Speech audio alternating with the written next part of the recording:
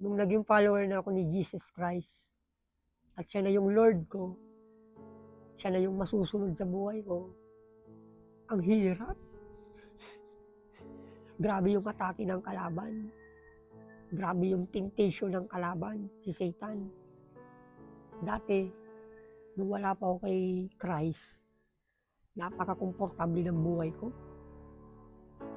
Kaya pala napaka-komportable ng buhay ko, hawak na ako ng kalaban. Nasa kanya na ako. Kaya, thank you Lord Jesus kasi niligtas niya ako sa kasalanan. Ang kalaban, wala yung pakialam sa'yo kahit napakabait mo pa, napakabuti mong tao, wala yung pakialam.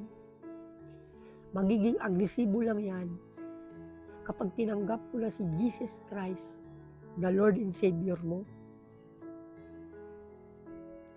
Pero mahirap talaga maging follower ni Christ.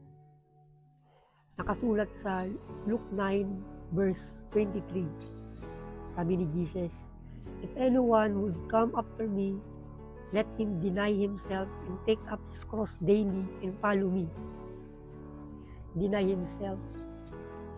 Dito kasi sa mundo, sasabihin ng mundo na enjoy your life to the fullest.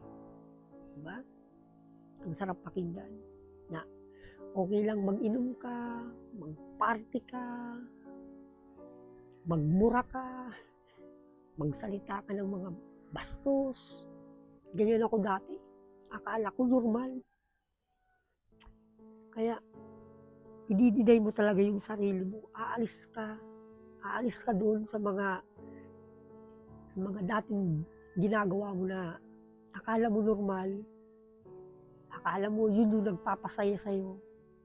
Tapos sasabihin pa ng mundo na habang bata pa, mag-enjoy ka na.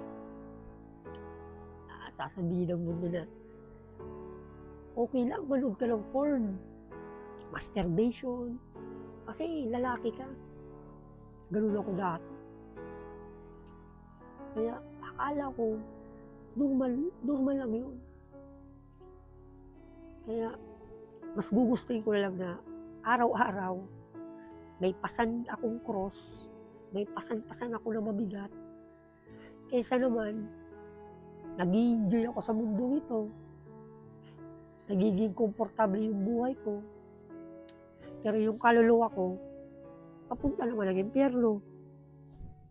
Kaya, mas gugustuhin ko lang sumunod kay Jesus, my Lord and my Savior.